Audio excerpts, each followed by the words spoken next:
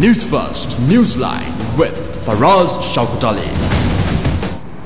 A very good morning to you. You are watching Newsline on a beautiful Monday morning. Unfortunately, I am not Faraz Shaukatali. Faraz Shaukatali is on holiday with his family, but I will be keeping you company for this half an hour with an interesting guest. We are going to talk about the political situation in the country, as expected, but we are also going to talk about the situation pertaining the energy sector in our country. We are going to talk to Attorney at Law Maithri Gunaratna, a competent authority at the Lanka Mineral Sands Limited. Very good morning to you. Morning, Chaturanga. Thank you for inviting me. No problem. You have been on, I think you have been on the show more than I have been on this show. Going straight into the topic, Mr. Gunaratna, let me start off with the political situation first, and then we'll move on to the energy sector. We know that there is a situation pertaining to Minister Vijayadasa Rajapaksa. The United National Party backbenchers have gone and spoken to the Prime Minister regarding it, and the Prime Minister said a decision will be made today. Based on the actions of the minister. If you were the Prime Minister, if you were the leader of the United National Party, several situations are arising. We saw Minister Ravi Karnanayake stepping down, then a resigned Minister Tilak Marapana getting that ministerial portfolio. Now we are seeing the Minister of Justice himself being accused of having ties with the Rajapaksa regime. If you were the leader of the UNP for 24 hours maybe, what would you have done to all these people? First of all, Chaturanga, most of these fellows would have not been appointed because all of them are involved with various rackets, with various political alliances to further their ownness. Now, with regard to the cases not being filed against the Rajapaksa regime and against various other people who have been up to abuse of state funds. It has taken 2 years, and now the UNP has suddenly woken up because they find the going very, very tough. And so now they are trying to rekindle these things and file these cases. Now with the central bank bond matter coming out and Ravi Karunanayake becoming a casualty in that, I would say that the Rajapaksa regime malpractices are now a bit stale. Right. It's becoming stale because we all fought for this change. We all fought against the corruption. We all fought for these people to be brought before the courts of law. 2 years has passed, nothing has happened. So now, as usual, Mr. Ranil Wickremesinghe is trying his various tactics of trying to pacify everyone and take this political thing forward. So I feel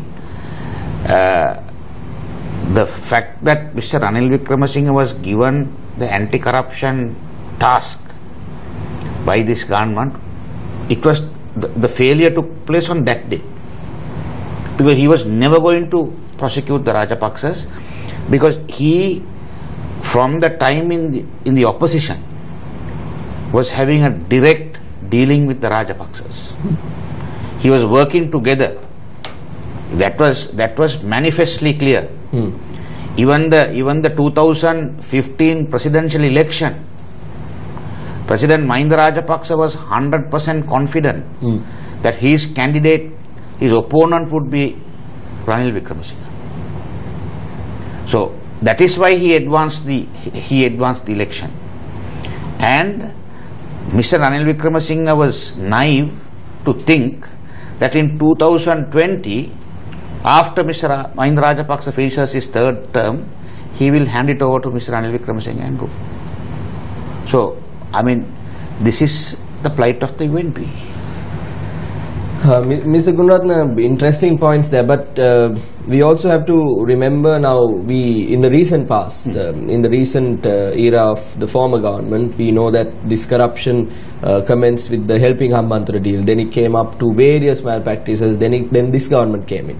And as soon as this government came in, even before 50 days lapsed, they had the bond issue. Yeah. Then various other issues, coal scam, Yes. where you were also a casualty. These were all issues pertaining to both these governments. But the president has taken steps now to appoint the presidential commission. Various things are coming out. That is how Minister Ravi Karunaranayake too was brought before the commission. Definitely. We have to understand that perspective. But Minister Ravi Karunaranayake was not the only person who should have been brought in. No. Mr. Ravi Karunaranayake is the person who is, I would say, least involved in this whole thing. It is like, there is a beehive. The beehive has been plucked by someone else or harvested by someone else. What Mr. Ravi Karunaranayake has done is he has gone and licked off the honey from the branch which was left over. Who harvested the hive? Now that is the question which someone must ask. Who is responsible for that? Who is the one who appointed Arjuna Mahendran? First question. And when he was appointed, there was a serious problem with regard to his citizenship. Yes. And that still continued.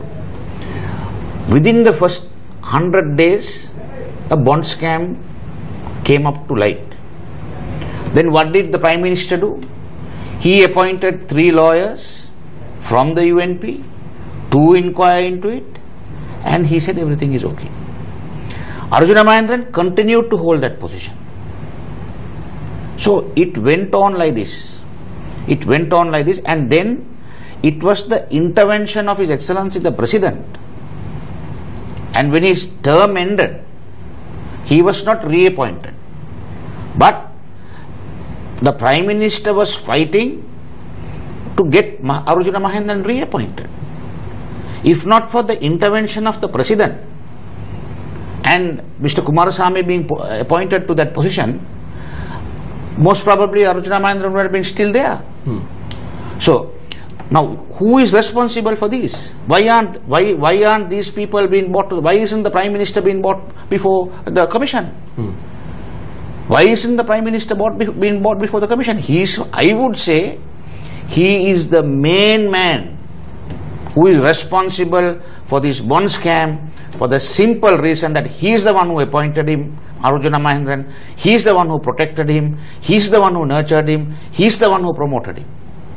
So therefore, he cannot be put away. Ravi Karunaranayake, as the Finance Minister, as I told you, just has been involved with only a very, sucking the little honey which are out of the branch. Which cost him ministerial portfolio. It's ridiculous. It's ridiculous because Ravi is a but his resignation, was it a political drama like what we are going to see in the future? Now we are going to know during the day maybe whether Minister Vijayadasa Rajapaksa is going to resign from his ministerial portfolio as Minister of Justice. These resignations seems to be a new trend. Can anyone? No, the point is this, Chaturanga. Yahapalanaya government has given high promises and expectation to the people of this country.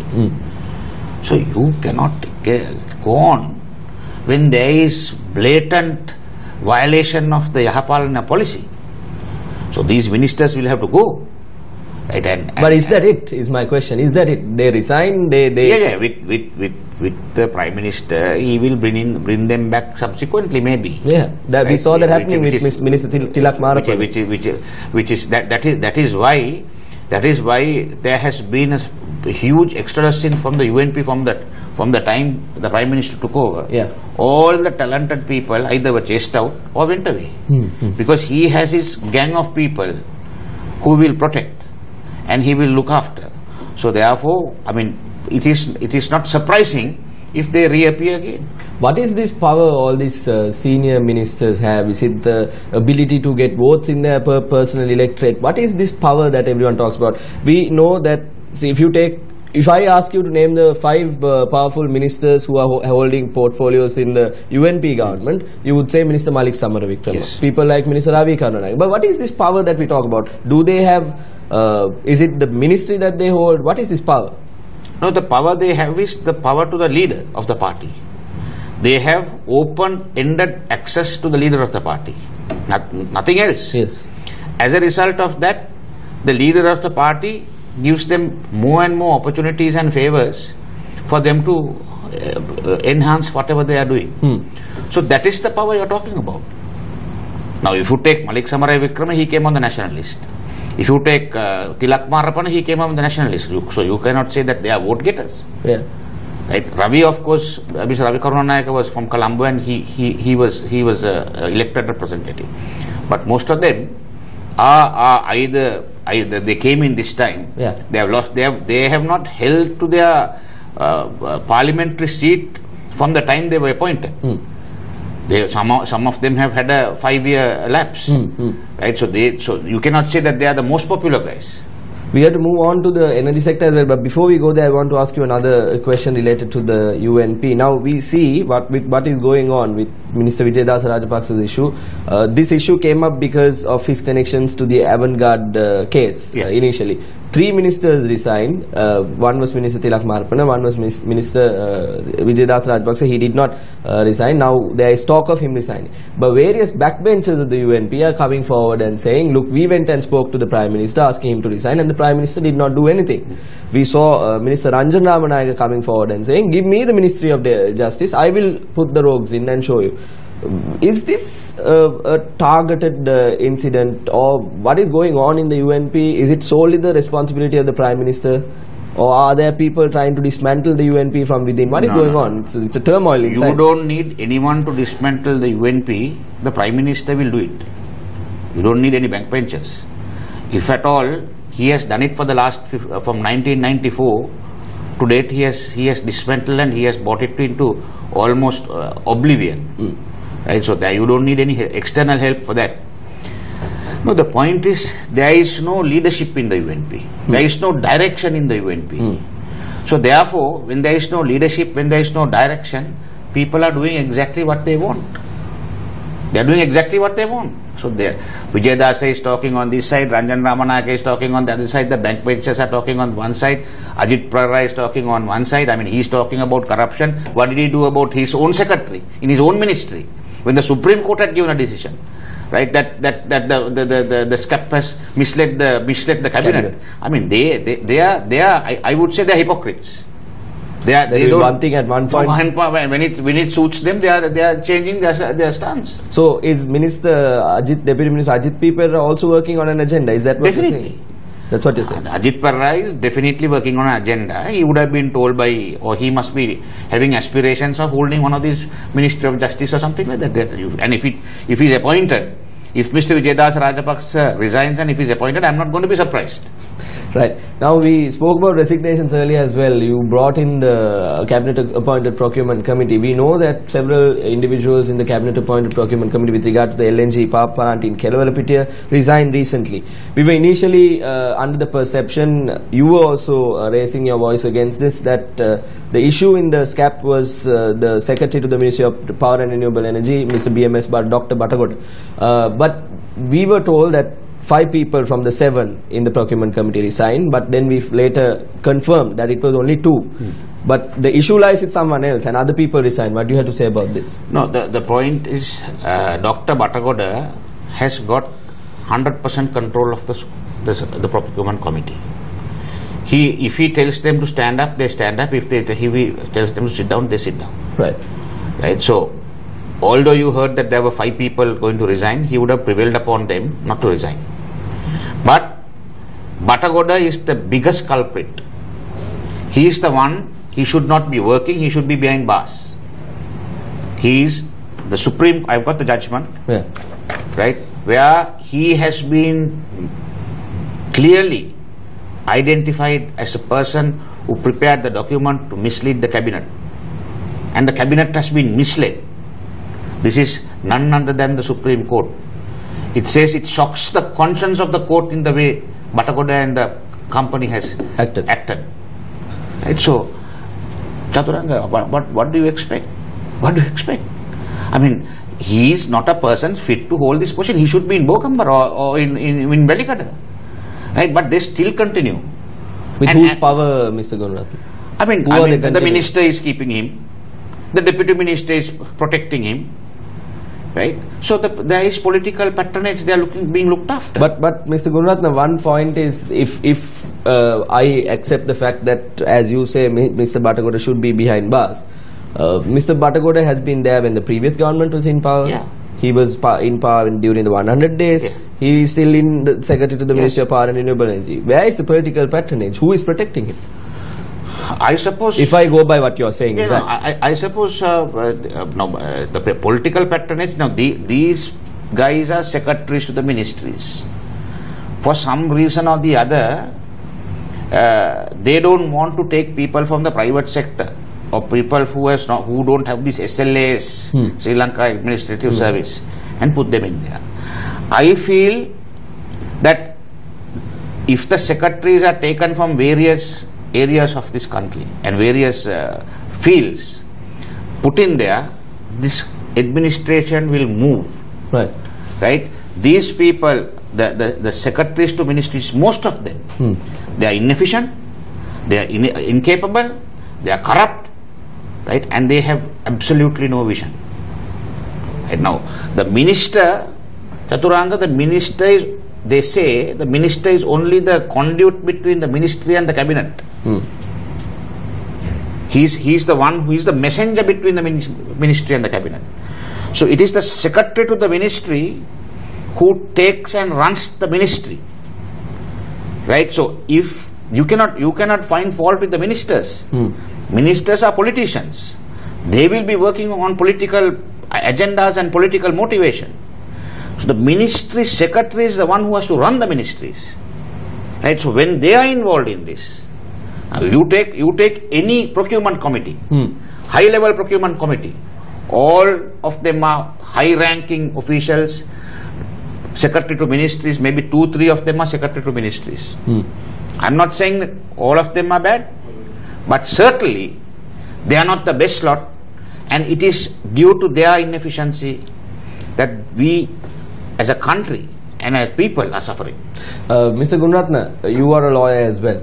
I want to ask you this question. Now, every time we speak of a situation pertaining to the energy sector, there is obviously a legal case that you almost immediately have in your mind. If you take the coal power plant issue, there is a Supreme Court case going on. Can't this Ministry of Power and Renewable Energy do anything right? It's this. Not that they can't do it right. Yeah. They can do it right. It's a very easy thing. But since they are having agendas, since they are having their own game plan, right, they can do nothing right. Because, I mean, you go in for an open tender, you do the evaluation, and according to the evaluation, if one person is the lowest bidder, you hand it over to him. Now, what happened in the coal tender was, there was an issue like that. They gave it to the fifth highest guy. So then it blows up. It goes to court. Yeah. Has to. It has to, right? So and mind you, the guys who are sitting in these big committees, the SCAP or whatever you may, tender board or whatever you may call it, are all highly educated, qualified people with hell of a lot of experience. When you take secretaries of ministries and things like that. Now this fellow, Dr. Batagoda, he has a doctorate apparently. Right? He is also a secretary. Now, would you expect a person like that to make a mistake? He cannot. He cannot. Yeah. He cannot. Right? So, mistake after mistake.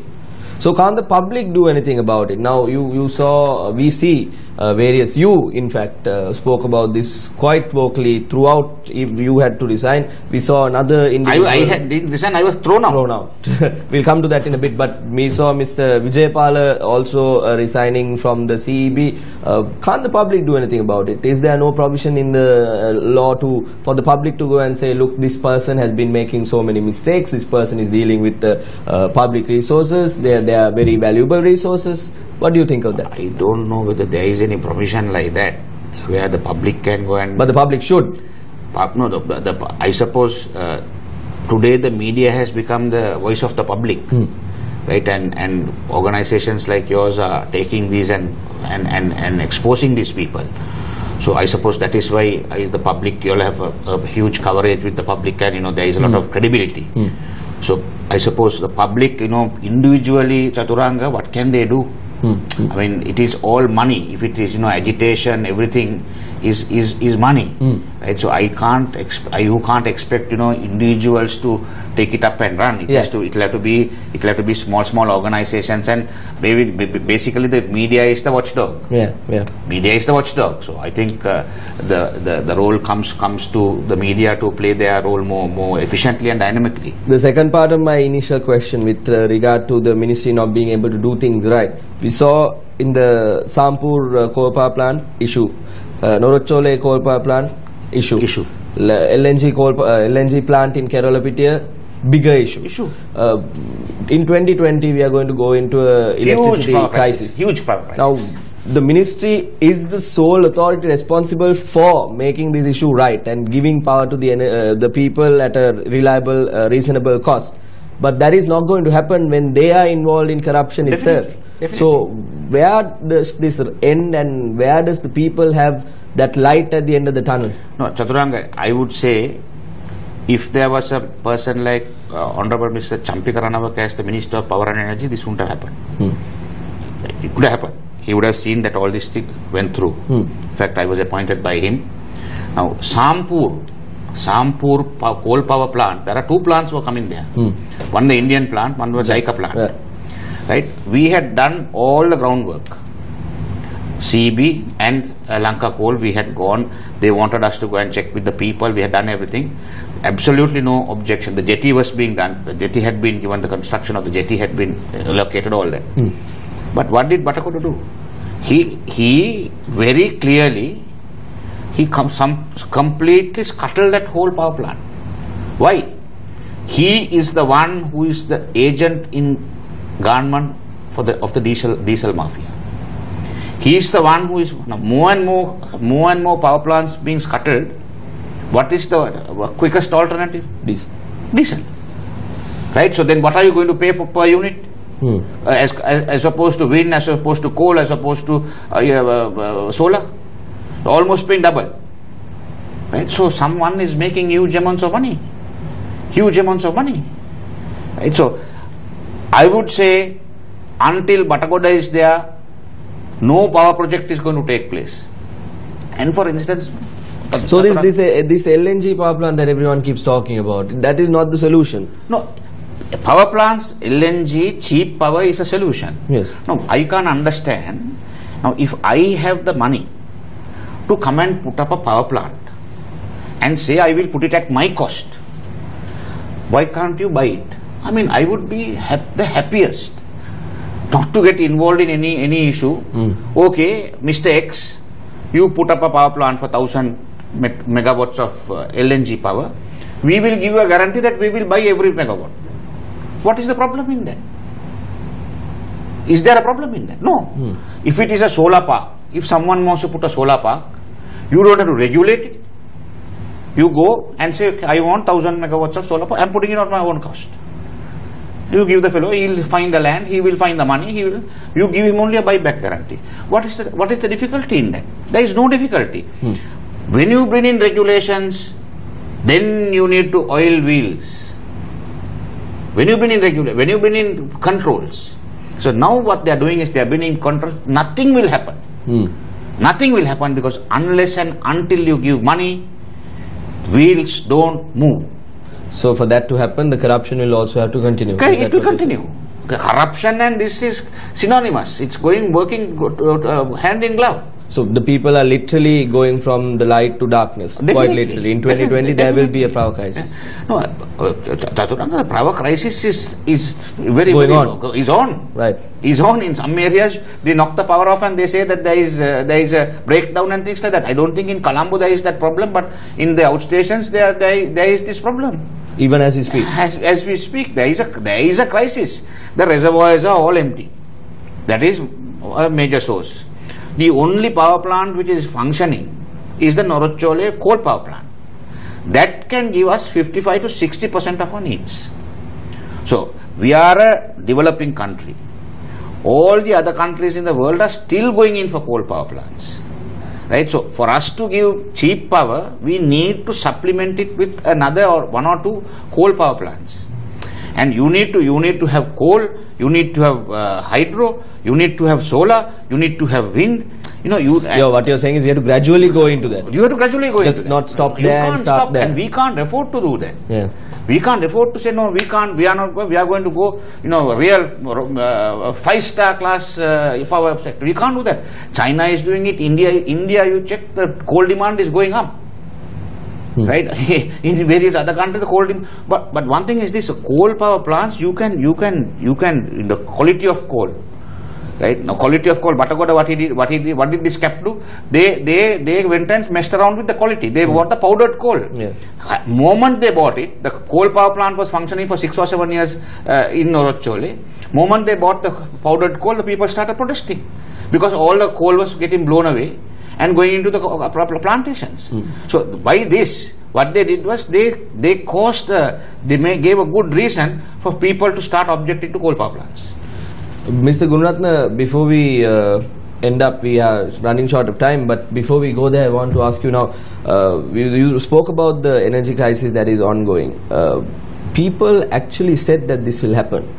There were people saying, look, we are going to head into a problem, get your act right together. People are still saying this. In 2020, we are going to go into this problem. Yeah. But the ministry secretary, individuals involved seem to not heed to these people and seem to be continuing the way they want with regard to whatever they are doing. They are interested in only making money, Chaturanga. There is no one who is interested in that ministry to sort out all these problems.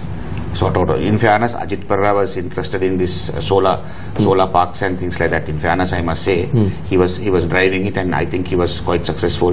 The Surya Bala Sangrame and all that, I think he drove it.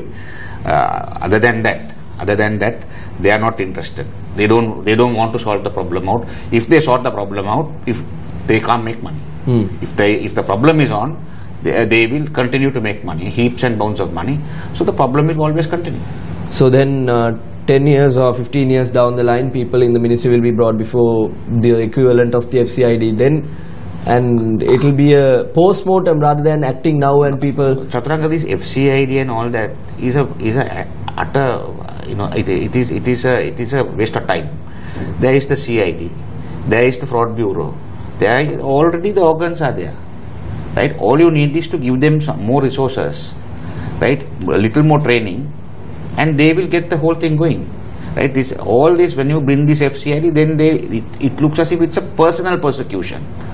You should not have that type of thing. What I'm saying is, let the existing organizations take this. The bribery commission is there. But what I must say is, still, even the bribery commission is not efficient enough. The CID is also, lacking. They are not efficient. They have not been able to live up to their mark. So these are the ones which this government will have to look into. The minister of who is in charge of the police and all these organizations. That too might have a change. There are rumors going around that the president is going to recall the ministry to himself. We don't know these things. No, I feel whatever the president has done, or whatever he has got involved, he has done it properly. But my complaint is this: delay is killing the whole system. So if you delay, every time you delay, every day is costing this country billions of rupees. Mr. Gunaratna, very, very quickly, we see a little hype going on now, taxes being reduced, other subsidies being provided to the people. Is there an election coming soon? No, they have to have elections, and I don't think it's mainly because of an election. And I feel, in fairness to Mr. Mangala Samaravira, he will make a very good finance minister. He will make a very good finance minister, and I feel that he will do it very scientifically. He will listen to the experts, and one or two things which he is trying to do, I think, is going to increase the revenue of the finance ministry and the government, which will be very good. But elections, they are not having elections. Yeah. The Rajapaksas, whatever said, then had elections. every year there was an election. But here, that is a very bad trend. I am totally opposed to it. We need to have elections. Come what may, people have to cast their votes. The franchise must be exercised, and we need to have elections as fast as possible. Thank you very much, Thanks, Mr. Gunaratne, for being here. Thank you very much. We'll join you tomorrow as well with an interesting guest like Mr. Maitri Gunaratne. Mr. Maitri Gunaratne is also on several of our shows today. He will be on Talk of the Town, which is running right before the news bulletin at around 8:50. He'll be on Face the Nation tonight at 9:30. We'll be discussing in depth about this coal issue, the LNG power plant and various other malpractices that have happened under this government. Thank you very much for watching Newsline. I've been Chaturanga Hapuarachi. Join us again tomorrow. Thank you.